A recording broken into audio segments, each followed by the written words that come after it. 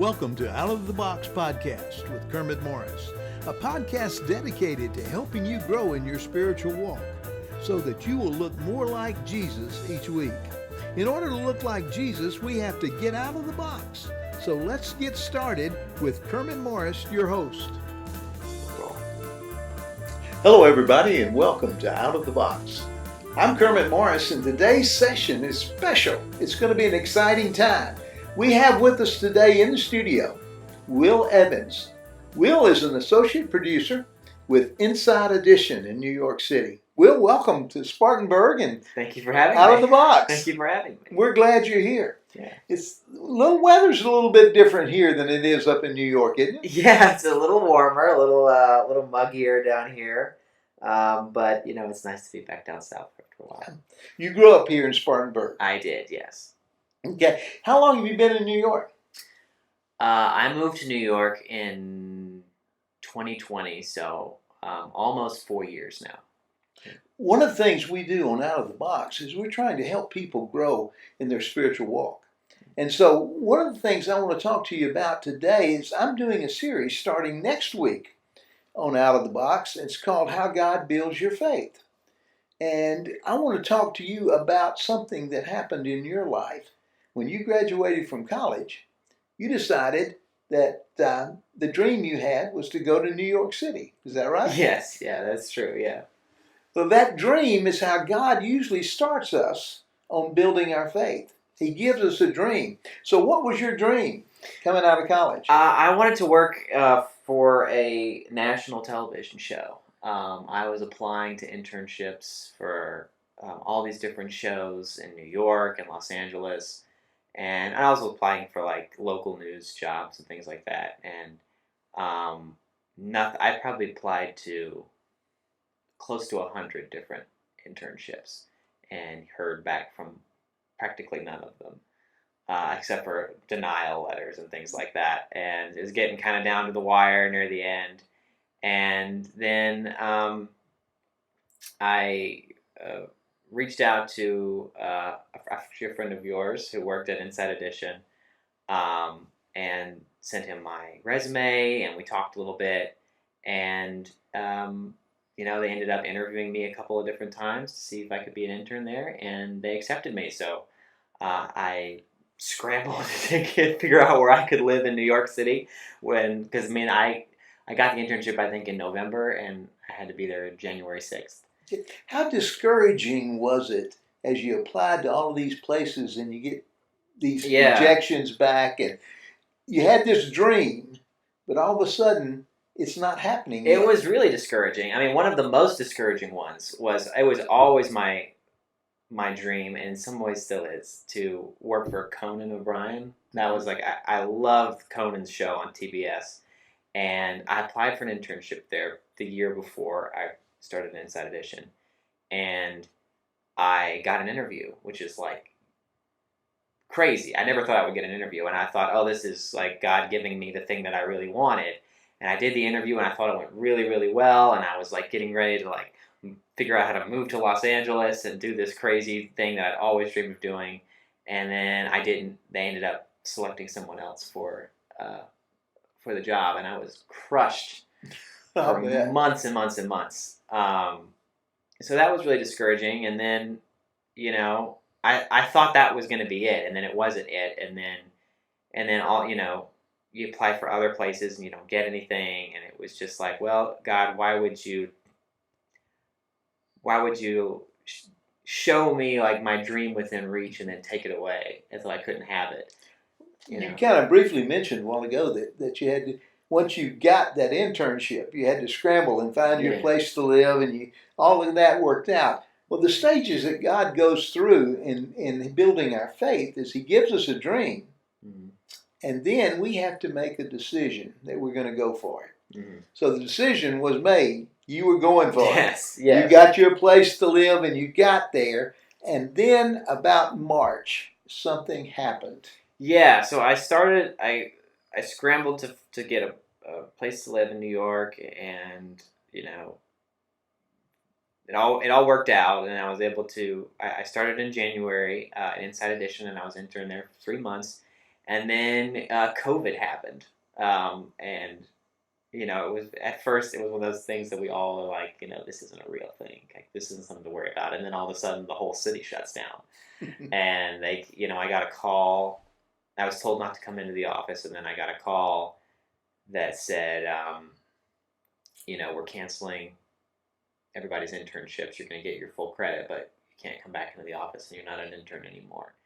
And then it was just like all over again with the Conan situation, where it was just like, I thought this was going to be the thing, and now it's not. And who knows how long this is going to last? Are they going to remember me when it comes back? Like, am I ever? Because I was really hoping to do so well at the internship that I could get a job there, and now I was only there for 2.5 months. So then you had to come back to Spartanburg. I did. I had to come back to Spartanburg. And so you went through the dream phase, the decision phase, and now you've got to make a decision again. Yes. So I was in Spartanburg for I feel like 4 or 5 months, because it was the lockdown, and I didn't have anything to do. I didn't know what I was going to do.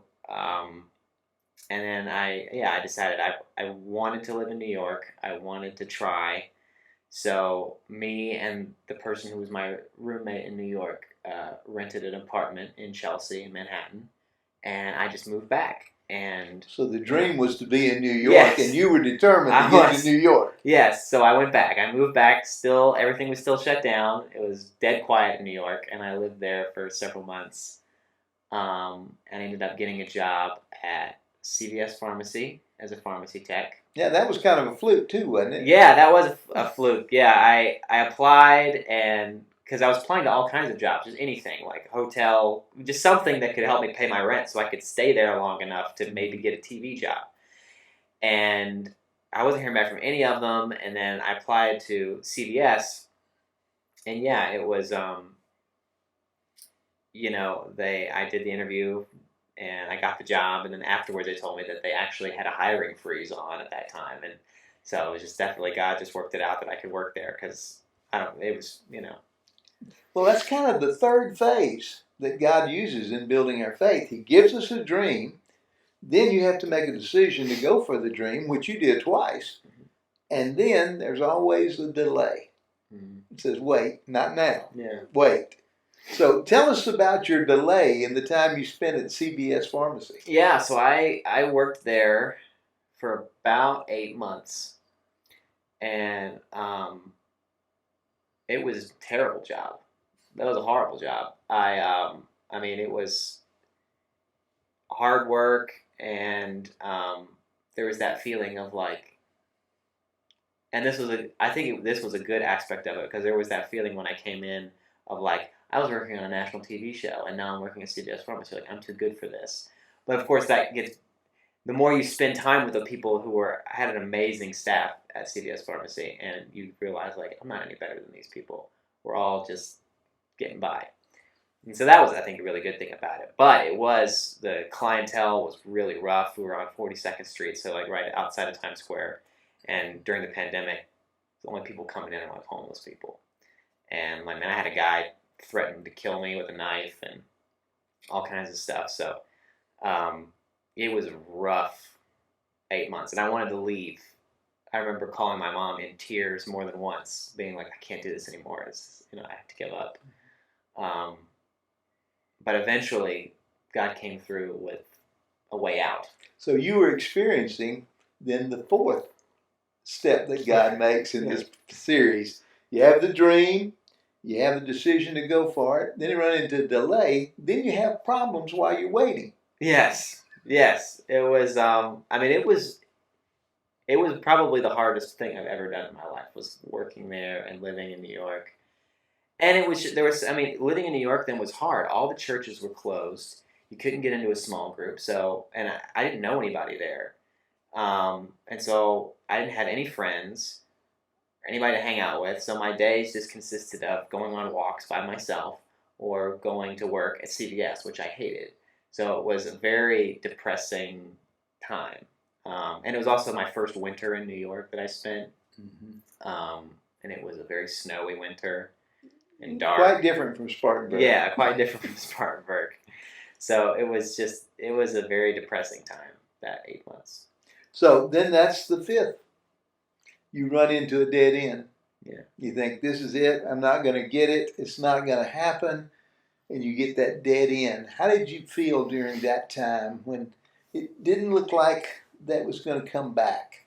That you wasn't going to be I wasn't going to be able to get back major in. network? Yeah, I was going to I still go to a church called Redeemer in New York City, and I sent a message to their counseling team and asked for a counselor. And one of the pastors met with me on a Zoom call, and we just talked through my situation because I was like, I think I have to go home, and but I didn't want to because I didn't want to give up on this dream that I had, but it just seemed like it wasn't going to happen. And we went through this call, and he was basically breaking down, like, the different things that he felt like I needed to have in order to thrive in some way in New York. And I didn't have almost any of those things. I didn't have a job I liked. I didn't have any friends. I didn't have, all just going down the list. There was nothing in my life that I was like holding on to, basically. And so he was basically said that if something doesn't come through in the next couple months, I would counsel you to just go home. And I was like, okay. So that was that was a pretty dark just experience of just kind of, God, why did you let all of this work out? But only barely let it work out and then take it away. Yeah, it's kind of like you get an appetizer. Yeah. It just makes you want more and more, and then it's gone. Yeah, I mean, it was just like I felt this way with the Conan thing. I felt this way with Inside Edition, where I was like, why did you even, if you never intended for me to have it, why would you ever let Just me dangle taste it out there a little bit? Yeah, I would have been happier if I would have never had the opportunity to come here, and I would have just worked in some, in a local station, a home, or a totally different job. I felt like I would have been happier. So how long were you at CBS? I think it was like, let's see.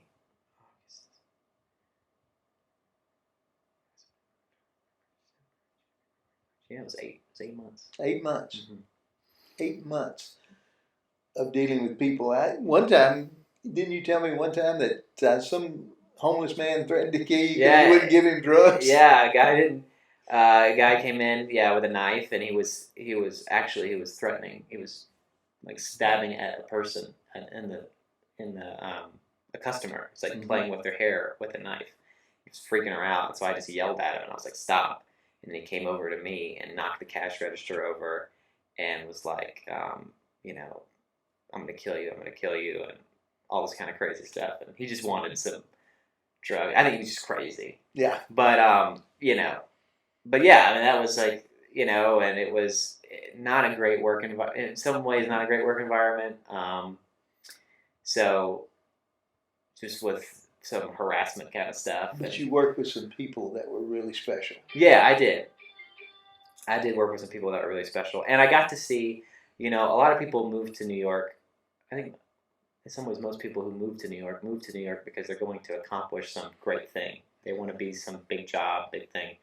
And they don't realize that the vast majority of the 9 million people that live in New York live a very average life, just getting by. It's an extremely expensive city, and they don't have all, and if you live in these circles of successful, people, you don't really spend any time with, you don't spend any time with, the everyday person. You're not going to see what that world is like, really. And so being able to be in CBS and hang out with a lot of people who were born and raised in the Bronx, born and raised in Brooklyn, grew up in New York, this was their job, this is not something they were doing to get by, kind of thing. It made me realize, like, there's no better or worse thing. This is just different people in different places, I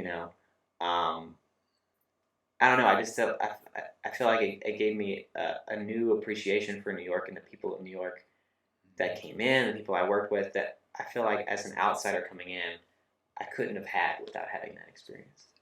Let's review a minute. God gives a dream. We make a decision to go for the dream. Mm-hmm. then inevitably comes delays in our life. 1 second. I'm so sorry.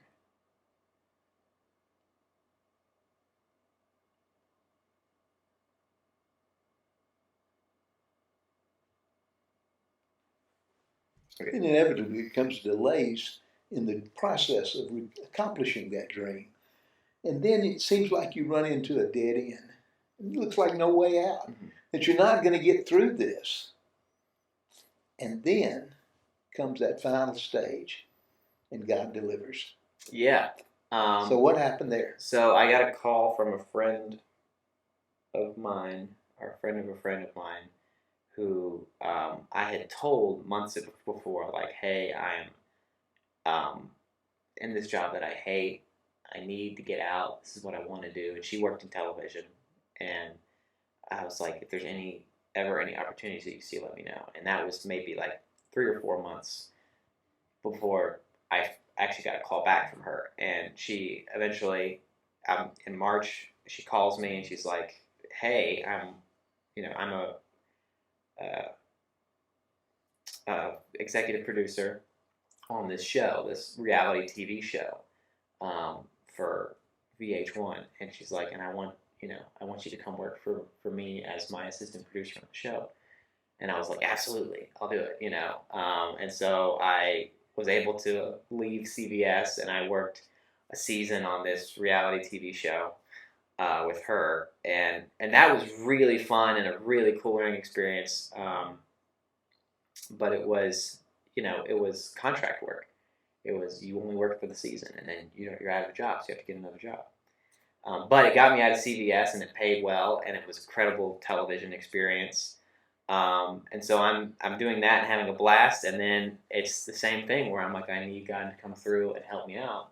And while I'm working on this show, I get an email from the person who hired me as an intern at Inside Edition. And she says, they're hiring runners back at the office again. Do you want to come back to Inside Edition? And then I was like, absolutely, yes, I would love to come back. Runner, what's a runner? It's basically a full-time intern. It's basically a full-time intern. So So it was a bottom rung. it was bad wrong. So I was, yeah, at the reality show, I was getting paid probably double or triple what I was being paid as a runner.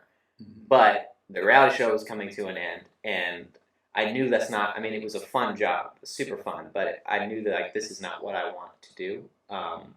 This is not the kind of television I want to work in, and this was an opportunity to go back to more of the kind of TV that I wanted to work in, and so I took the pay cut and I went back to Inside Edition as a runner,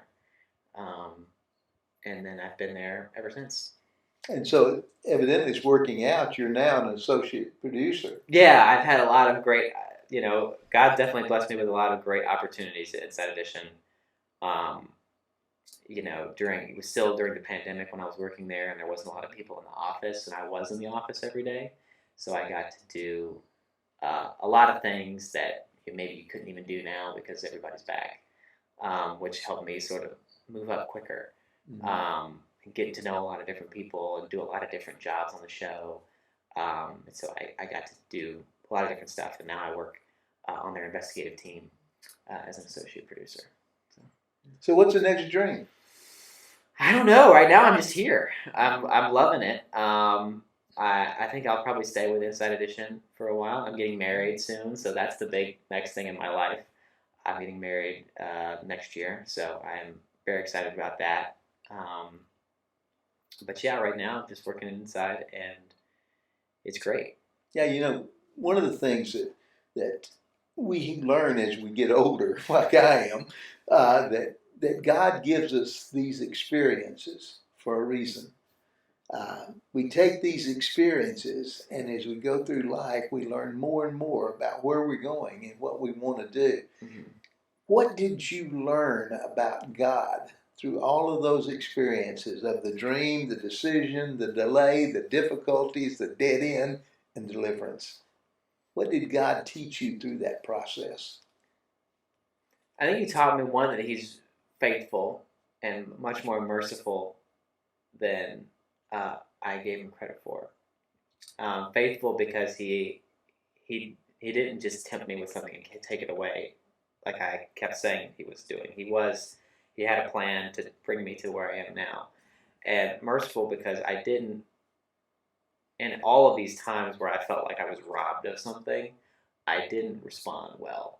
There was definitely idolatry of whatever that thing was, of the TV show that I wanted to work for. That was the most important thing to me. And God, by taking it away, was showing me that it was the most important thing. And, every time that happened, it was very much sort of me lashing out kind of thing. And so I don't think that I, was this heroic person kind of thing. I mean, I think that at the end of the day, God was merciful and that he loved me enough to give me a good thing. And I mean, I think he honored that I stuck around and worked hard, but I think that he was just very merciful and very patient with me. How did it strengthen your faith? Oh, it strengthened my faith by making me depend on him.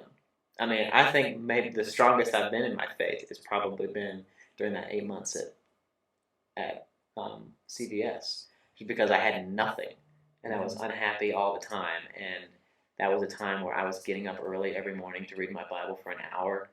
And I mean, I don't do that now. I wish I did, but there was like I needed it. It was all I had, and there was a desperation there that, and I think I grew leaps and bounds during that time. So it was definitely the hardest time in my life, and in some ways I'd be like, I don't want to do that again. But I don't think I would be the same person I am now without living through that. So with that whole process, understanding and realizing that God had a plan. Yeah. And it may not be the plan we have Mm-hmm. of the way to get there. It might be the same dream, but not the plan we want to get there that way. But God teaches us through those processes. He takes us to where we need to be to strengthen us. So down the road, when things come up, we're willing more to get out of our comfort zone and be more out of the box and be more like he wants us to be and who he made us to be. Yeah, definitely. Okay. All right. What has happened since then, being a strong Christian as you are and being on a major television show like that? Do you ever have to stand up for your faith? Not as much as maybe you would think. I've had times where I've had to, I've had people ask me questions about it for certain, and I've, explained as much as they want to hear about what I think. But honestly, not as much. There's actually several Christians who work in Inside Edition, believe it or not, besides myself. Several, like 3 or 4. And it's not the kind, if you were to walk in and experience the kind of workplace that I work in, you would not assume that. It's not, it's a very intense work environment. But there are several of them. And but no, I haven't had to really do anything. I haven't really had a situation, I don't think yet, where I was really it was a choice of like either compromising my faith or they haven't put me in a situation like that yet. Awesome. So I've been thankful for that. God's still taking care of you. Yes. And watching over and protecting you. Yes. Will Evans, associate producer of Inside Edition, on the way to being executive producer for life. I'm sure of it.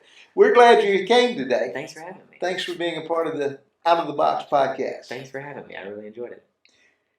We'll be back in just a moment to share some other thoughts with you. As we start this process, we will go through each of the 6 stages that God takes us through, and we'll talk about each one of them. The dream, the decision, the delay, the difficulties, the dead end, and then the deliverance. On the next 5, 6 podcasts, we'll be going through each one of those. Thanks, Will. Glad you came. Glad you were part of it.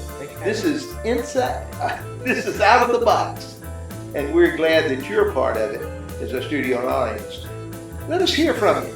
We want to know what you think and what you feel about this. We want to hear your experiences. If you'll write me an email, our email address is outoftheboxkermit@gmail.com. Outoftheboxkermit@gmail.com. It's all one word. Send us an email. If we take your email and we will use it on the show, then we will send you a t-shirt especially designed for Out of the Box. Have a great day, and we'll talk to you next week.